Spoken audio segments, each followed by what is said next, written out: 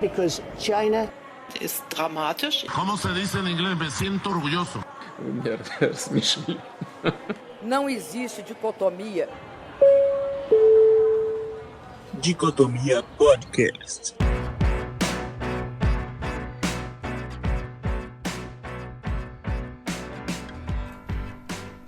Olá, ouvintes do Dicotomia Podcast. Tudo bem com vocês?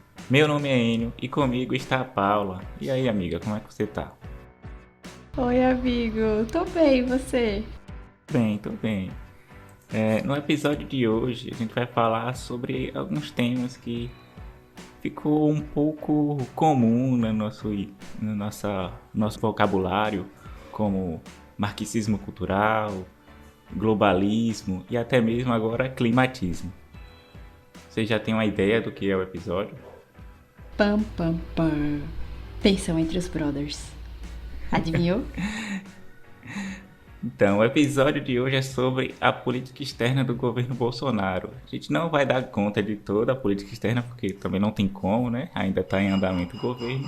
Mas a ideia aqui é ter uma rápida conversa sobre alguns pontos e algumas questões que pra gente é importante e que acabou acontecendo durante esses 3 anos de governo.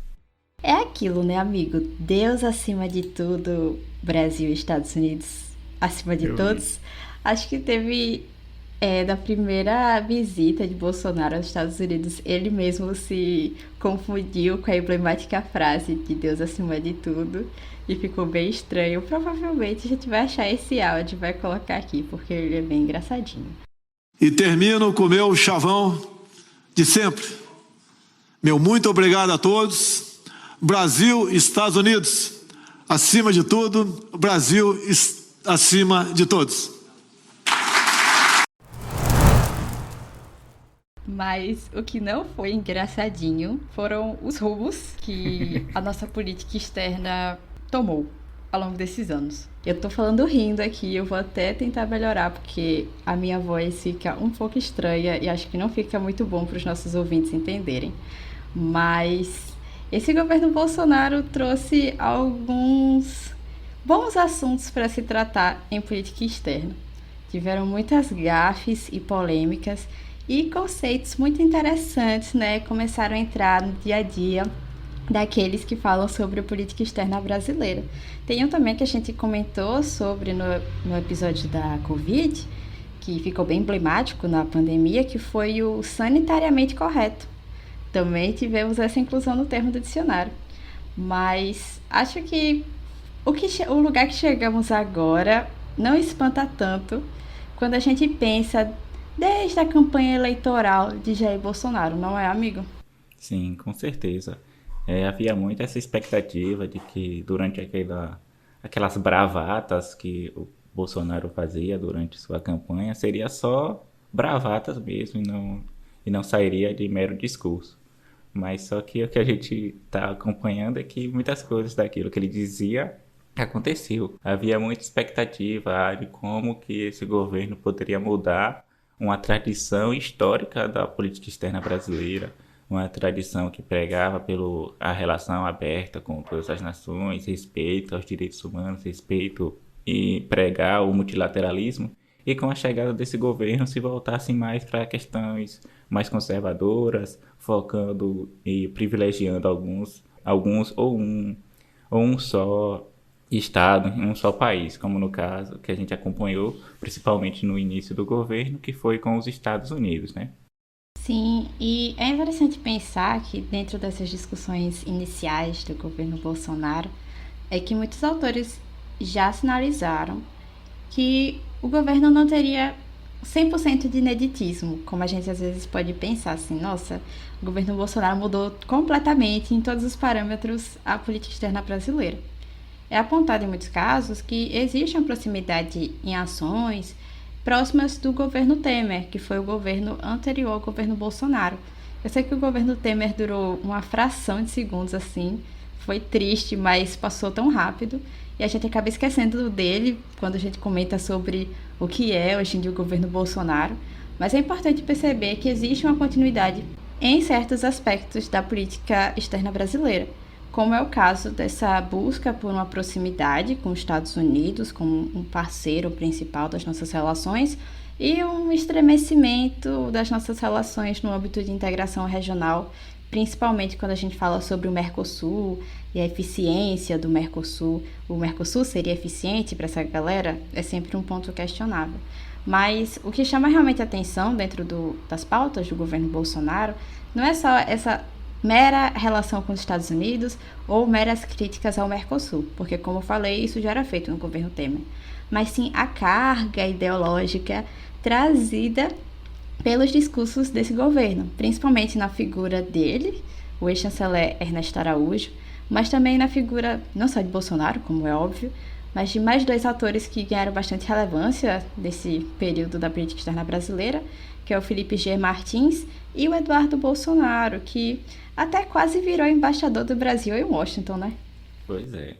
Então, a gente vê, assim, olhando de forma ampla, como que há uma perca daquilo que a gente chama de pragmatismo, né? Na política externa, há uma perca de tentar diversificar suas relações, não olhando para questões ideológicas. Como, por exemplo, a gente vê que houve um distanciamento, pelo menos nos primeiros anos, das relações do Brasil com a China. Houve muita questão de xenofobia, até mesmo entre os filhos do presidente se pronunciando em redes sociais, e aí teve que fazer retratação depois, por conta que a embaixada da China acabou alegando que estava sendo caso de xenofobia. Então havia muito essa questão de falta de pragmatismo, havia muito essa questão ideológica em se voltar a alguns parceiros que para eles representavam ideais da democracia, da liberdade, ou então até mesmo dessa questão da prática, uma prática antiglobalista, né, que a gente vai falar daqui a pouco, que seria esse globalismo. A gente vê muito com essa chegada do início do governo Bolsonaro, com a chegada do ministro das Relações Exteriores, o Ernesto Araújo, é que desde o seu discurso já foi muito chocante, assim, né, a mudança. Ele começa falando grego arcaico, citando várias frases esquisitas. Então, dali você já tem um choque, falar o que está acontecendo, quem é esse cara, né? Já foi uma pessoa que, quando chegou, acabou sendo, mesmo sendo diplomata de carreira, para muitos especialistas, para quem entende melhor da questão de como se configura Itamaraty, foi um pouco surpresa dele ter chegado assim, né? Apesar de ser um diplomata de carreira, ele aparecer e já ser o ministro das Relações Exteriores do Brasil, né, Paulo? Sim, até porque, apesar de estar na carreira da diplomacia, o Ernesto não tinha chegado a um cargo de grande relevância internacionalmente. Como muitos devem saber, ou minimamente imaginar, dentro da carreira diplomática existem, vamos dizer assim, graduações de escala de cargos. Então, o Ernesto não tinha chegado a um ultra mega cargo para ser transformado em ministro das Relações Exteriores. Então, isso chocou um pouco a galera. Mas é aquilo, né? Ele tinha um discurso, um pensamento que ia bastante na onda do Bolsonaro. Desde o início, lá tem um texto um pouco antigo, não é antigo, mas foi antes da entrada dele no governo, que é Trump e o Ocidente. Esse texto ficou, assim, icônico nas discussões atuais sobre a política externa brasileira, porque ele mostrava a crença dele, da figura do Donald Trump, como, vamos dizer assim, um salvador do Ocidente, dos valores ocidentais, frente àquilo que seria uma ameaça para todos os valores, todas as liberdades que o Ocidente, aquele nome que a gente sempre fala, o Ocidente, estaria tentando salvaguardar. Acho que é assim que se diz. E vale lembrar também que o Ernesto Araújo, no seu discurso de posse, ele citou uma pessoa bem interessante, para dizer assim, né? Que é o Olavo de Carvalho. Ernesto era um dos seguidores bem fiéis do olavismo, um tipo de vertente, vamos dizer assim, do bolsonarismo, né? Quando a gente falava sobre os grupos dentro do governo. Até tem um texto famoso da Silva e Saraiva e Silva, que fala sobre essa diferenciação entre 2 grupos dentro do governo Bolsonaro, que seria a ala ideológica e uma ala mais pragmática, e que ao longo do governo, pelo menos ao longo do tempo que ela fez análises, que se eu não me engano foi até 2019, mostrava que certas figuras do governo, como Ernesto Araújo, seguiam essa linha de maior proximidade com os Estados Unidos de uma forma mais ideológica, e não somente dos Estados Unidos, mas da figura de Trump em si. A gente vai falar um pouquinho mais adiante no episódio sobre como vocês devem lembrar a eleição do Biden e não a reeleição do Trump, como isso acabou influenciando nas relações entre esses dois países. E a galera que seria mais pragmática, seria representada pelos militares, pelo grupo do agronegócio, porque, como o Enio falou, desde o início do governo Bolsonaro tiveram fortes tensões com parceiros importantes, como é o caso da China, mas não só a China, os países árabes também. A gente pode lembrar sobre uma quase mudança da embaixada brasileira de Tel Aviv para Jerusalém, que causou, na época, um grande mal-estar com os países árabes, que são países importantes no nosso comércio, já que a gente vende carne halal para eles, e o pessoal do agronegócio ficou meio tenso, assim. Então, se vocês devem lembrar, a decisão não foi para frente, deu uma recuada, ou como em outras vários problemas com a China, em que a galera mais pragmática, vamos dizer assim, teve que ir lá fazer um eventozinho, dizer, não, nós somos amigos, está tudo bem.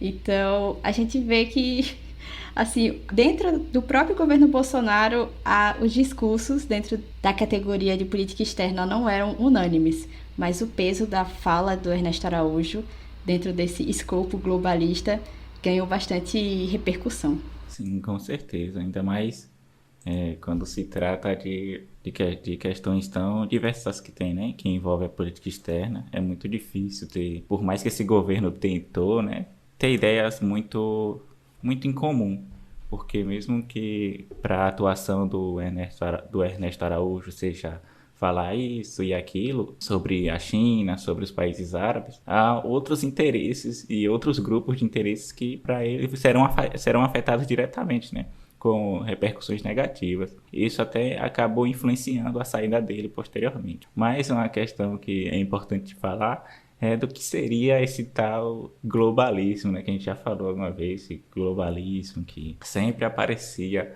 durante os discursos do Ernesto Araújo, ele que tem essa forte influência, né, do guru da política externa, que é o Olavo de Carvalho, né? Então falava sobre esse globalismo, que essa ideia de as relações internacionais seria meio que direcionada ou coordenada por algumas pessoas, algumas figuras só, e essas figuras acabavam conduzindo o rumo da globalização. E isso ele dizia que era uma postura que acabava sendo anti-humana, que acabava passando por cima de valores cristãos, né, que assim dizia.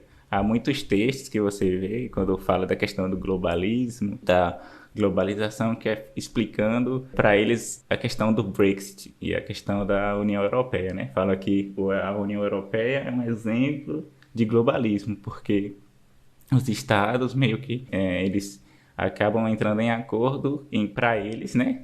Que são antiglobalistas, como o Ernesto Araújo e o Eduardo Bolsonaro, é que quando um país entra para a União Europeia, ele está abdicando da sua soberania. Então vai aceitar o que alguns líderes, algumas pessoas vão determinar.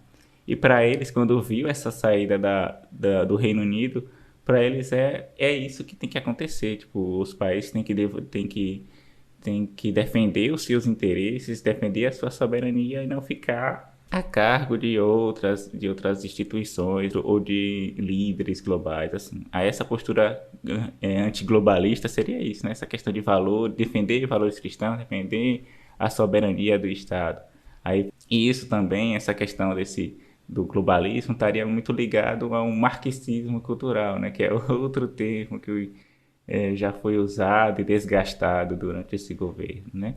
Que é como se essa ideia de que aumentar os fluxos, de que a questão das migrações, das imigrações, maior diversificação dos fluxos comerciais e esse mundo mais aberto de relações estaria voltado a uma postura marxista cultural de promover ideias marxistas pelo mundo. Então, você vê como é que a loucura está envolto de tantas colocações, né? O que eu acho mais interessante é que, dentro dessa ideia do globalismo, é que se coloca, como você falou, amigo, figuras importantes que estariam, vamos dizer assim, manuseando o xadrezinho do sistema internacional. E aí Sim. quando você vê, vamos dizer, figuras apontadas, que já foram apontadas, sei lá, Bill Gates. Aí você pensa assim, Bill Gates com o objetivo de levar o comunismo para o mundo inteiro. Pense 2 segundos. Faz sentido Pois é. isso? Juro, você só precisa pensar por 2 segundos assim, sabe? Você vai ver que isso é uma ideia absurda. Respira antes de falar, você pensou. E outra ideia que recentemente também, nos últimos fóruns ambientais, foi a questão do climatismo, que é outra coisa ligada ao globalismo. Essa questão das mudanças climáticas seria, vamos dizer, deixa eu ver um termo, como se fosse um grande exagero que os países estão propagando sobre. Seria um grande alarmismo, essa é a palavra. Seria um alarmismo para atingir fins políticos com a questão desse alerta sobre as mudanças climáticas. Então, para eles, muitos desacreditam, né? Publicamente, falava que isso não acontecia, que era mentira. Então, para você ver, né? O mundo está aí passando por várias transformações. O clima tá doido. Eu tenho certeza que quem estava escutando sabe que é a temperatura da sua região, as estações não estão mais seguindo uma forma mais coesa como antigamente, mas para eles isso não acontece, é um alarmismo e é assim que deve ser, e não tem nada demais no que tem acontecido. Eu lembrei agora daquela pérola lançada pelo Carlos Bolsonaro, que foi quando tava frio, em algum lugar, eu não lembro exatamente onde, que aí ele fala: quando é quente, culpam o aquecimento global, e quando tá frio demais, a quem vocês vão culpar? Algo assim, tipo, a matéria vai estar aqui na descrição, mas a gente precisa também reestruturar essas palavras que a gente usa, porque aquecimento global não é muito ilustrativo para quem quer, né, explicar de uma forma assim mais clara para o grande público, e aí esses termos acabam sendo instrumentalizados para mostrar que isso é tudo uma teoria da conspiração. Mas uma coisa que eu acho super interessante nesses debates sobre o globalismo é que o governo, vocês devem lembrar que desde o começo assim, das campanhas, era aquela história liberal na economia e conservador nos costumes. Só que, vamos falar assim, eles sempre se mostraram como figuras do liberalismo e etc e tal, mas esses discursos contra uma então ordem globalista colocam em xeque instituições que foram criadas dentro de uma égide liberal, como a gente fala das próprias instituições internacionais. Um pilar muito importante dos discursos do Ernesto Araújo eram as críticas às instituições internacionais e ao multilateralismo. Se você assistir uns 3 vídeos dele que tiver a palavra multilateralismo, você vai ver que ele não gosta nem dessa palavra, que ele fala sobre outras instituições, a multilateralidade, porque o multilateralismo traz uma carga de ismo muito problemática, teoricamente, para a política externa brasileira. Então, assim, essa palavra era meio proibida. É bem interessante você dar uma pesquisada, assim, a raiva que ele tinha dessas instituições multilaterais e desse ismo, né? Que a gente pode ver, como até a que a gente acabou citando no episódio sobre a pandemia de coronavírus e as críticas à OMS. Mas ele também citou a questão das mudanças climáticas e antes da gravação desse episódio, a gente se questionou sobre quais teriam sido os acertos dentro do governo Bolsonaro. Teria tido acerto? E se a gente tivesse parado esse episódio lá no início do mandato dele, a gente poderia dizer pelo menos que um ganho do governo Bolsonaro teria sido aquele acordo assinado entre União Europeia e Mercosul, mas que por questões ligadas ao meio ambiente, não é, amigo Enio? Elas não foram muito para frente e acabaram ainda se tornando assim um mal-estar diplomático entre o Brasil e uns certos governos da Europa. Sim, com certeza. Ainda mais, vale ressaltar que o processo todo já tinha anos, né, que estava sendo conversado, estava sendo resolvido. Então não era como se foi Bolsonaro que foi lá, negociou e pam, e tá formado o acordo. Mas só que depois a gente viu que o negócio foi para trás, né? Eu acho que voltou uns 2 passos para trás do que estava. teve toda essa questão do meio ambiente, por conta do Brasil não tá respeitando e tal, nas primeiras justificativas. Mas depois também tem essa questão desses desencontros que o Bolsonaro acaba tendo, né? Com muitos países, com muitos representantes.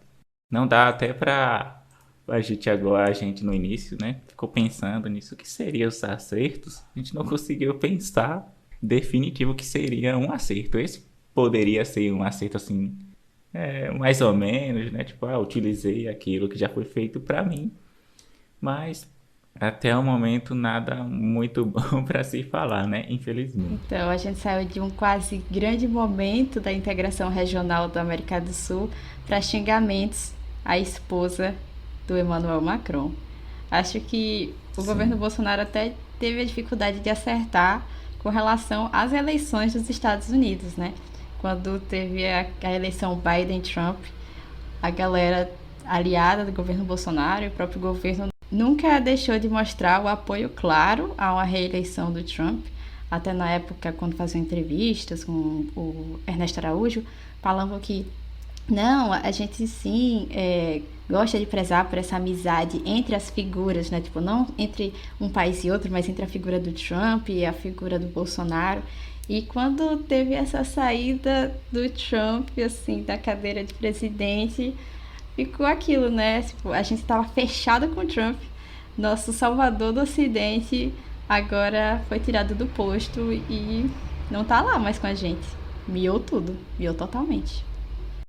Pois é, e ainda essa saída, né, além de ele ficar sozinho, né, tipo, sem alguém lá dos Estados Unidos, que é um grande parceiro, quando se olha internacionalmente, parecia que a sensação que deu foi que o Bolsonaro ficou totalmente isolado, né?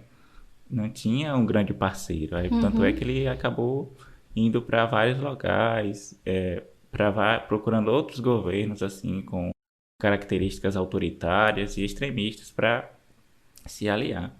Aproveitando para falar um pouco, só para dar um fim no período do Ernesto Araújo, que as falas dele acabou por um certo momento sendo um pouco nocivas para o próprio governo, né? Aos poucos ele começou a ser deixado de lado, parou de ser citado, foi esquecido, entre aspas, né? Teve até um episódio que teve a reunião nos Estados Unidos e quem foi o Eduardo Bolsonaro, se não me engano, né? Foi. Não foi o E Ernesto. quem ficou foi e o Ernesto não foi. Então, a partir dali, você já viu que algo estava começando a mudar. Até que veio a saída do Ernesto Araújo e a chegada do Carlos França, que para muitos representa tá mais aproximado com as tradições históricas da diplomacia brasileira, que é uma figura que veio mesmo para amenizar essa postura internacional do Brasil. Tanto é que a gente nem vê falar dele. Ele nem se aparece, a gente nem vê citações. E isso acabou colocando o Bolsonaro à frente das coisas. Tipo, em vez de ser a figura do Ernesto Araújo que estava nessas questões internacionais sendo exposta, agora o Bolsonaro ficou mais exposto quando se trata de política externa. Como, por exemplo, no último mês, né, que a gente teve toda essa questão da Ucrânia com a Rússia, o Bolsonaro, as colocações dele, as viagens dele, foi colocada no centro da política externa brasileira, como o fato dele declarar solidariedade à Rússia. Então, isso tudo acabou trazendo o perfil do Bolsonaro em si para a atuação do governo em política externa.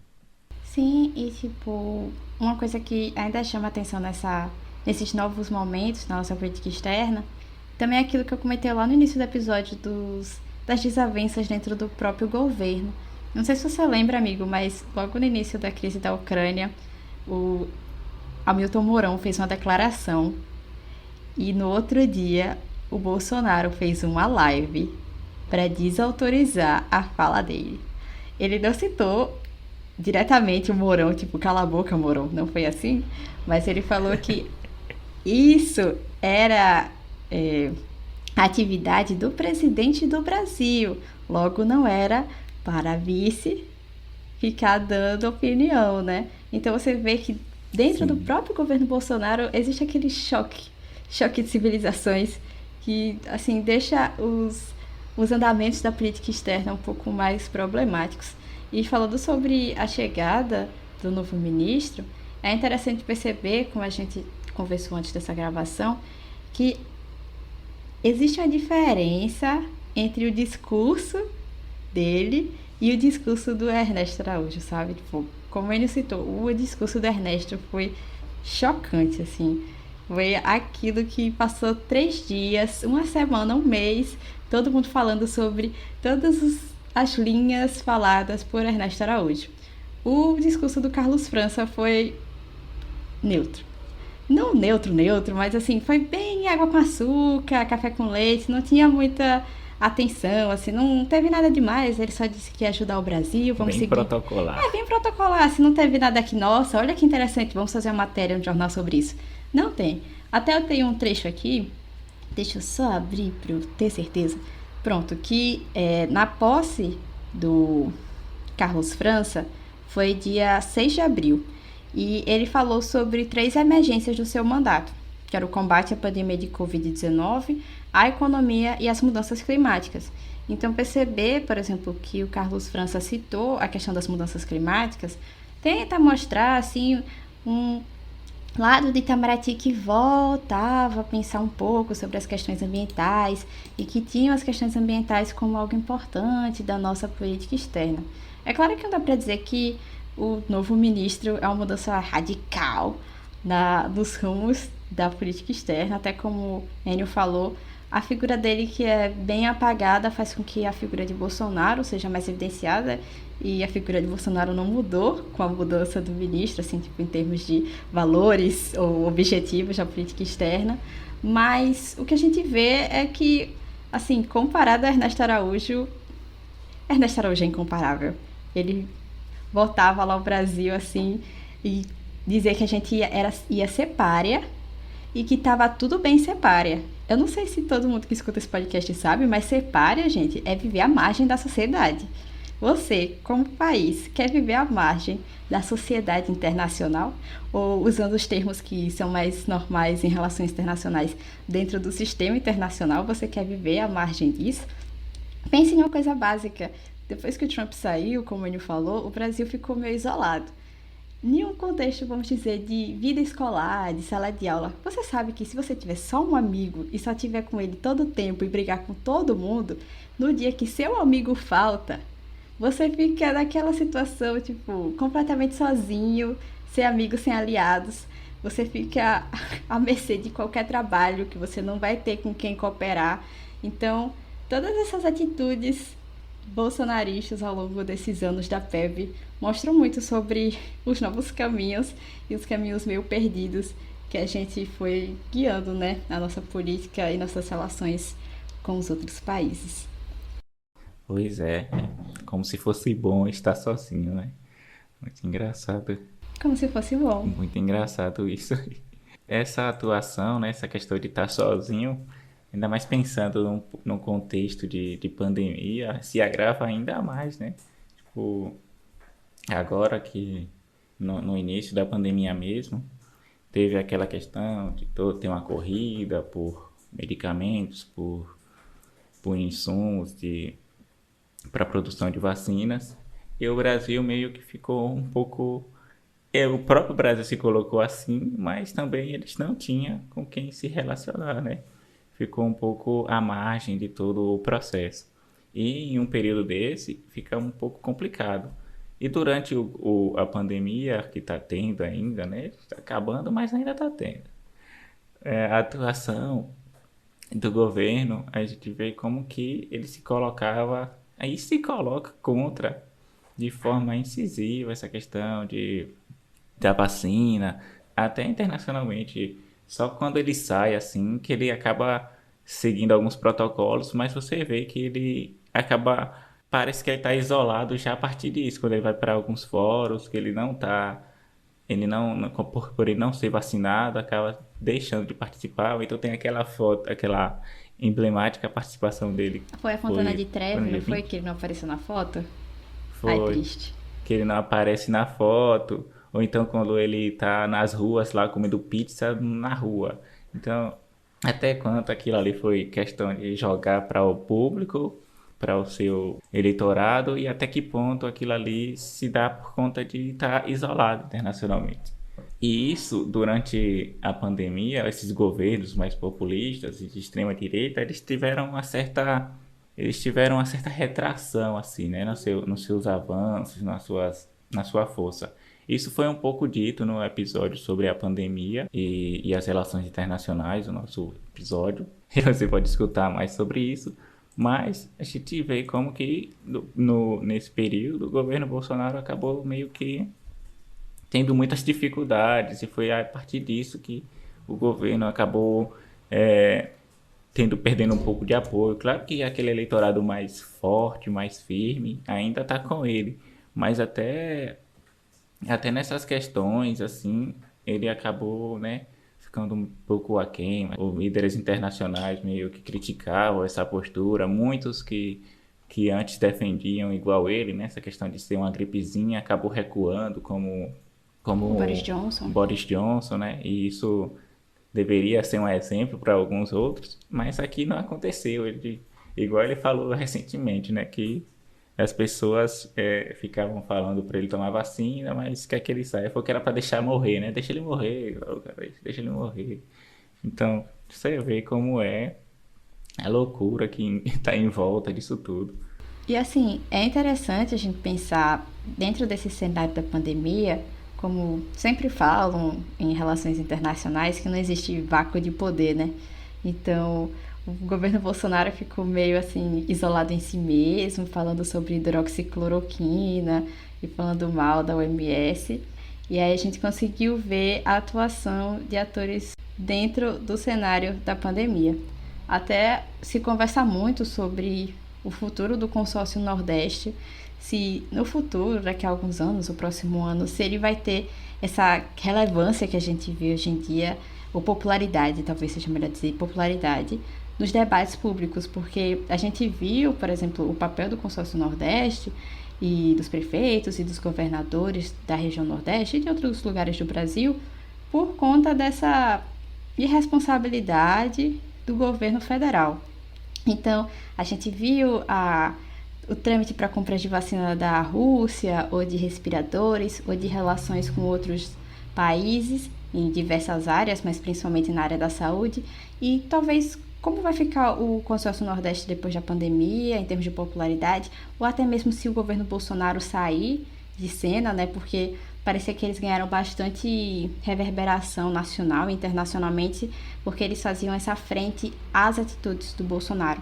Eles seriam, teoricamente, mais pragmáticos e conseguiriam fazer uma cooperação com outros atores internacionais de uma forma mais interessante, porque eles prezariam por esse pragmatismo, por essa crença na ciência e nas questões sanitárias. Então, a gente não sabe muito bem como vai ser daqui para frente o futuro do consórcio Nordeste em termos de popularidade, mas uma coisa é certa, que ganhou muita reverberação durante a pandemia, principalmente por conta das ações do governo federal. É interessante pensar como esses atores puderam exercer uma certa influência e mostrar uma cara para o Brasil, uma cara do Brasil internacionalmente, enquanto o governo federal mostrou todo esse caráter mais ideológico. E a gente percebe a ascensão de certos atores quando isso acontece, né? E acho que pensar sobre, como eu falei, o futuro do consórcio Nordeste, da sua popularidade, tem muito a ver com as próximas eleições. Será que a nossa política externa vai ficar a mesma? Será que Bolsonaro vai ser eleito? Será que vai entrar outra pessoa no lugar? Se Bolsonaro for eleito, será que vai ser igual a esse mandato? Será que vai ser menos?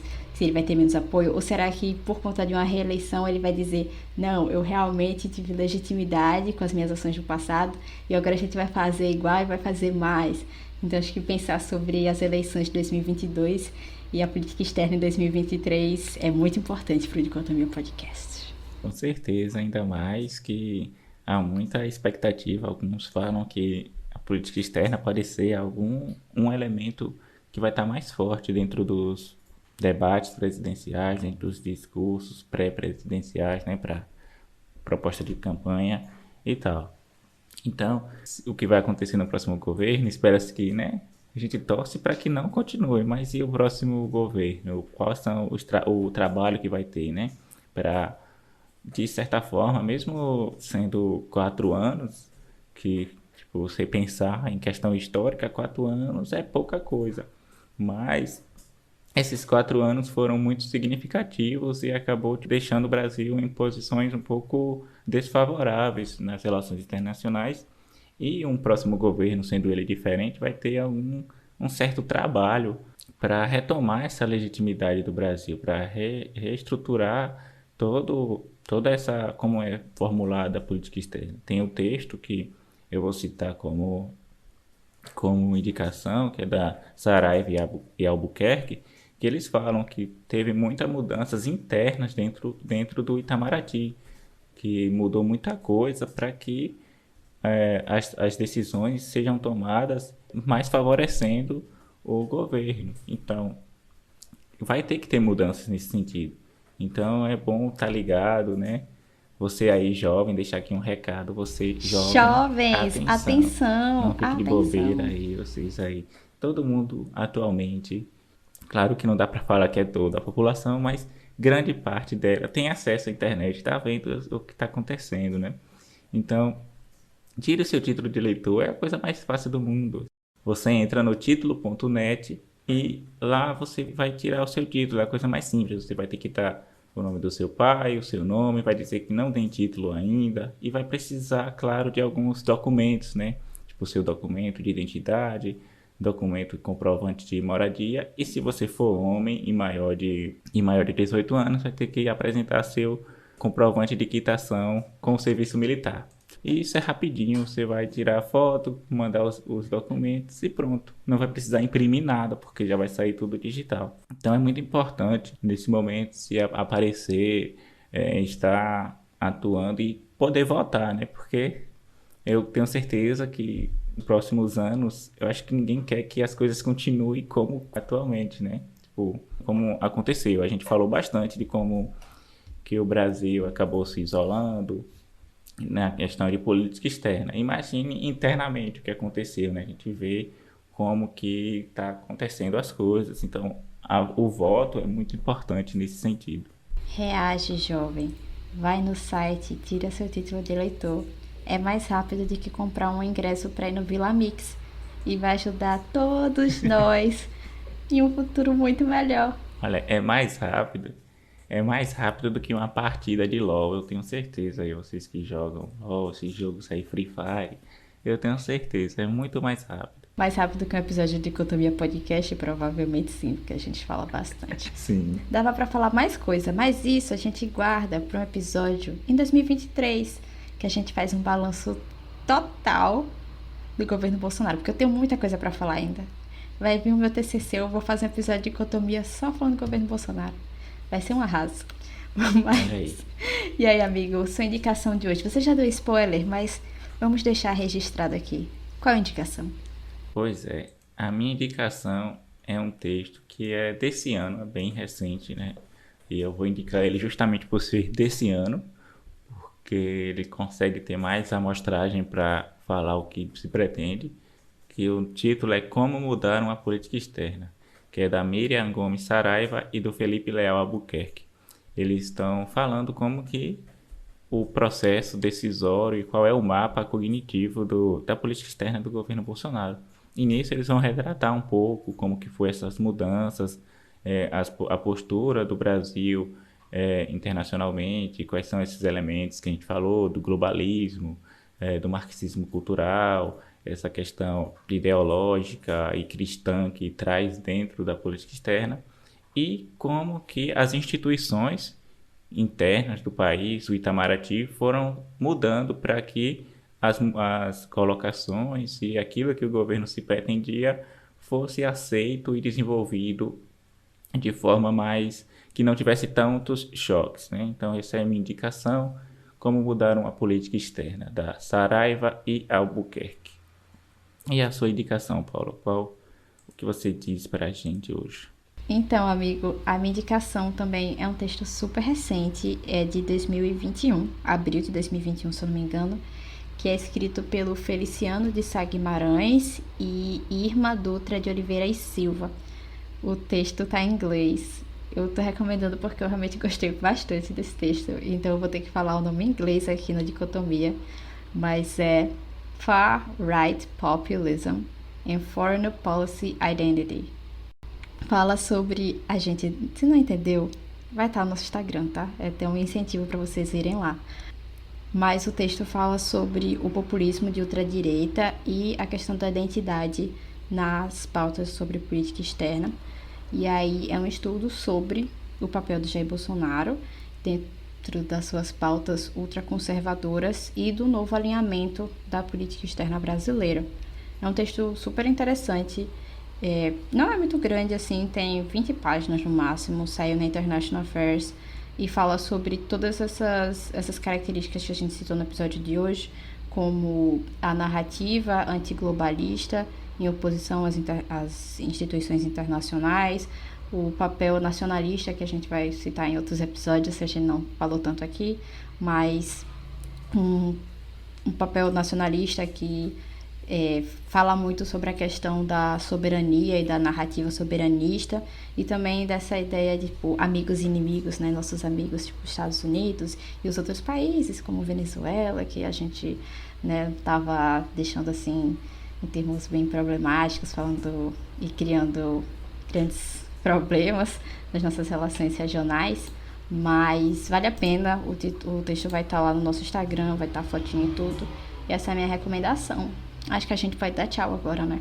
Peraí, cabe citar também o episódio número 11 do Diálogos de Política Exterior, que fala bastante sobre a política externa brasileira, mas nesse caso tá falando tipo, de como a extrema-direita está na política externa brasileira, como que durante os anos do governo Bolsonaro tem essa ligação, né? Então é um episódio muito bom, que cabe aí a indicação, episódio 11 do Diálogos de Política Exterior. 11, muito bom. Um alô pra Anne, que estava comigo nesse episódio. Alô, Anne! Muito obrigada a todos. Mas ficou muito legal mesmo, eu também recomendo. E agora vamos passar pro merchan da Dicotomia. Não se esqueçam de nos seguir nas nossas redes sociais. É o @dicotomia_cast. Tanto no Instagram quanto no Twitter. E assinar o quê? Assinar o quê? Dicotomia se expressa, gente. Assine a newsletter do Dicotomia aí. Todo mês você vai chegar lá quentinho no seu e-mail. Que mais interessante e com um texto bônus, né, que é da coluna, uma reflexão a mais do que aconteceu, do que tem acontecido no último mês, né? Então vai lá, é super interessante, passa aí pros seus amigos, fala, ó, pessoal, você aí quer se manter atualizado, se você conhece alguém que está estudando aí pro Enem, questão de atualidades, passa lá para ele, vale muito a pena. Dicotomias expressas. É muito bom, é gostoso demais. E é isso. A gente termina mais um episódio de Dicotomia. No futuro falaremos mais sobre o governo Bolsonaro. E no futuro falaremos sobre coisas um tanto mais alegres também. É isso. Mais otimismo da próxima vez. Mais felicidade. Até a próxima, Dicotômicos. E a gente se vê. Ou se ouve. Tchau, tchau, gente. Tchauzinho.